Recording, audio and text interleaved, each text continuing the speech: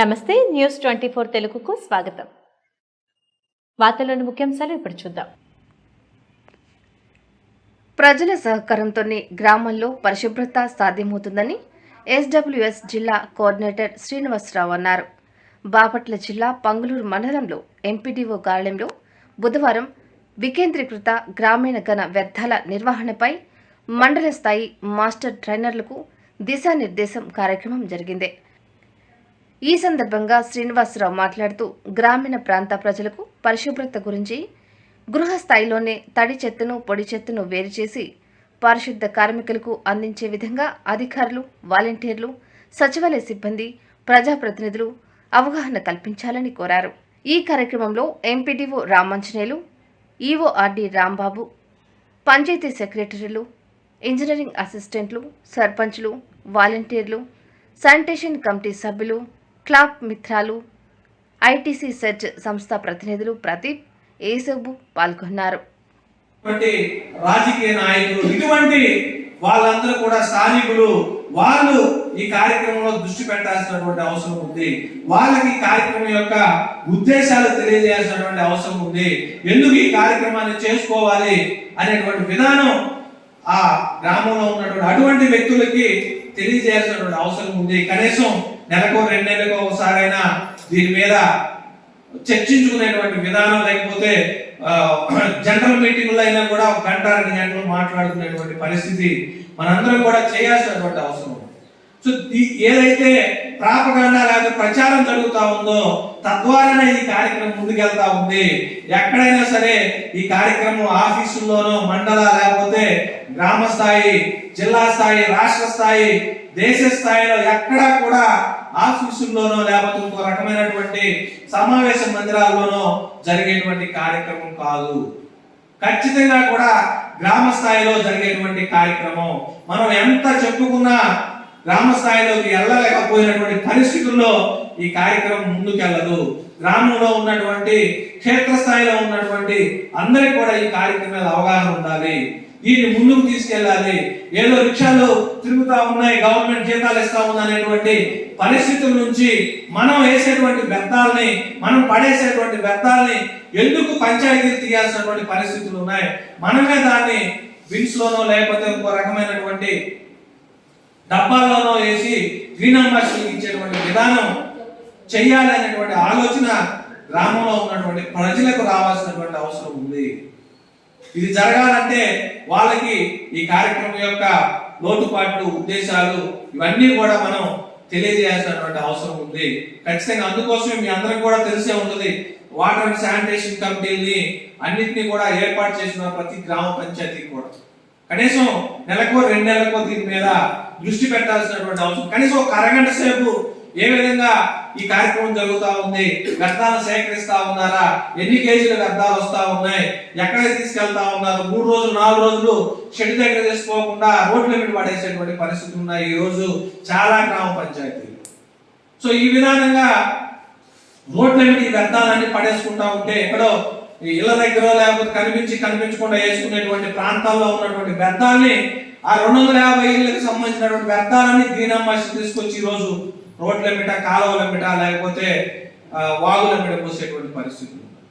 So ఇదంతా కూడా 4 నెలలకి, 5 నెలలకి, 2 నెలలకో మళ్ళీ క్లీన్ చేసేటువంటి విధానం. ఈ రోజు క్లీన్ చేయాలంటే మీరు కూడా ఆలోచించాలి, జేసీకో లేకపోతే డోజ్లో పెట్టాల్సినటువంటి పరిస్థితి. దాని కాస్ట్ కనీసం లక్షల్లో ఉన్నటువంటి పరిస్థితి. గంటకు 1000-2000 ఇచ్చి డోజరు లేకపోతే ఆ జేసీలో పెట్టి పని చేయించాలి. దానికి మళ్ళీ ఒక 20,000-30,000 రూపాయలు ఖర్చు అయ్యేటువంటి విధానం. వీటన్నిటికీ మూలాలన్నీ కూడా గ్రామ స్థాయిలో ఉన్నాయి.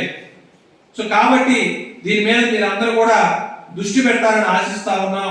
దీనికి సంబంధించినటువంటి ప్రజెంటేషన్ కానీ, వీడియోలు కానీ చాలా ఉన్నాయి. దీని మీద మేము చేసినటువంటి విధానాలన్నీ కూడా మనకి సమయం లేదు కాబట్టి ముఖ్యమైనటువంటి ఇటువంటి విషయాల్లో మీకు ఒకసారి అవగాహన కార్యక్రమాన్ని ఏర్పాటు చేశాం.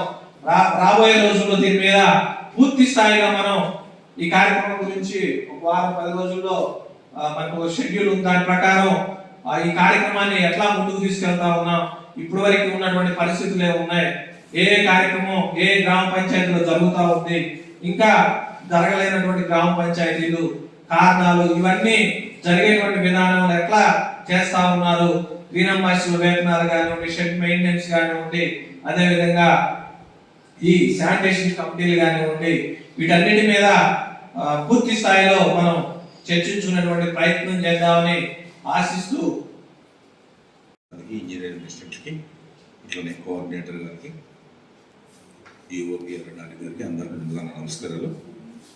ఇప్పుడు సార్ చెప్పాడు, చెప్పింది మీ అందరూ విన్నారు. ఆల్రెడీ గతం నుంచి మనం చేస్తున్న పనే ఇది కదా.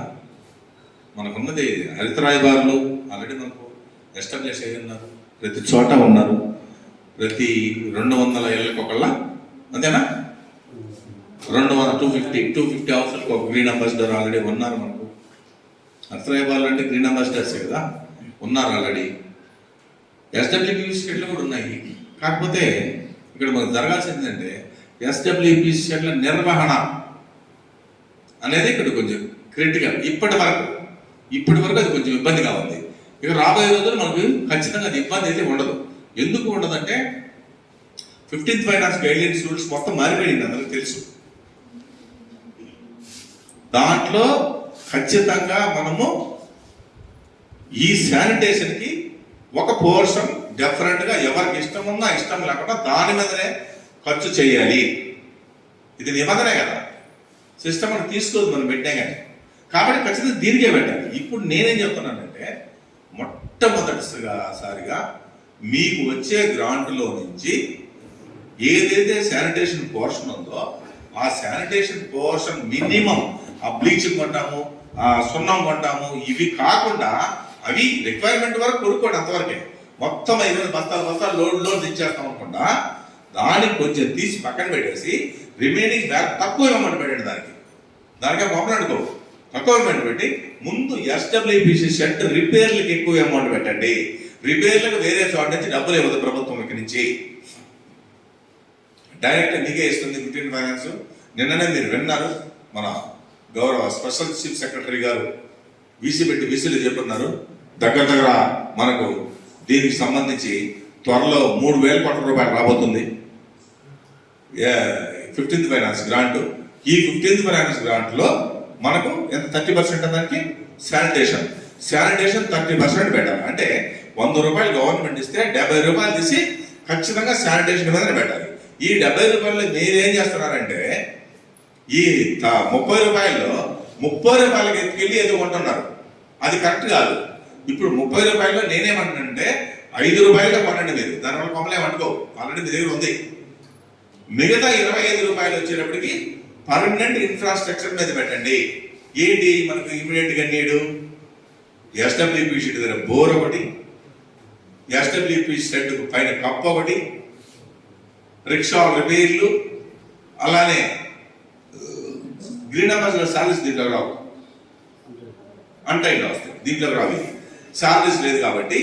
అట్లానే చుట్టూరు compound walls, bore important, water bore, తొట్లు ఎక్కడన్నా పగిలిపోయింటే తొట్లు కట్టించుకోవడము, ఇలాంటి రిపేర్లు పెట్టుకోండి ఫస్ట్. అదైనా మనకి పర్మనెంట్ స్ట్రక్చర్ కనబడిపోతుంది అనమాట. అది పెట్టుకున్న తర్వాత రిమైనింగ్ అంటే దీంతో అయిపోతుంది. అంటే మీకు వచ్చేది 2-3 ఇన్స్టాల్మెంట్స్ వస్తున్నాయి ఇప్పుడు డబ్బులు ఒకటేసారి. ఈ 2-3 ఇన్స్టాల్మెంట్స్తో మీకు ఆ పనులు అయితే నాకు తెలిసి అయిపోతాయి కదా, అయిపోతాయి. ముందు దానికి ప్రయారిటీ ఇవ్వండి. నేను సర్పంచులకు కూడా సభాముఖంగా నేను చెప్పేది ఏంటంటే మొట్టమొదట మీ దగ్గర ఉన్నటువంటి డబ్బులతో ఎస్డబ్ల్యూపీసీ షెడ్స్ ఏవైతే రిపేర్స్ ఉన్నాయో ఎంత రిపేర్ అయినా ముందు రిపేర్ చేసేసేయండి. మీకు శాలరీస్ నాన్-టైడ్ కదా, ఖచ్చితంగా పెట్టాల్సిందే కదా, అది అన్టైడ్ పెట్టాల్సిందే కదా, అది చెప్తాం. అట్లానే తర్వాత ఇంకా ప్రధానమైన అంశం ఏంటంటే ఇందులో ఇందాక కోఆర్డినేటర్ గారు చెప్పారు,